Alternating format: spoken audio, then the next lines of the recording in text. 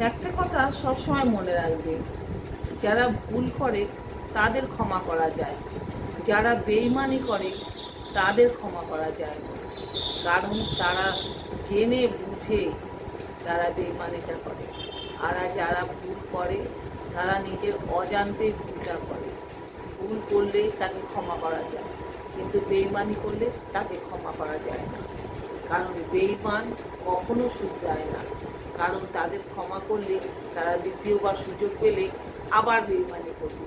সেই জন্য বেইমান লোকের কাছ থেকে দূরে থাকাটাই ভালো। কারণ তাদের চরিত্রটাই বেইমানি।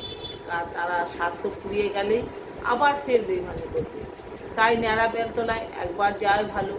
কারণ বুঝে যাওয়ার পরও যদি আমি তার সঙ্গে আবারও সেই ক্ষমা করে দিয়ে তার সঙ্গে মিশতে থাকি, কিন্তু সে আবারও সুযোগ পেলে বেইমানিই করবে।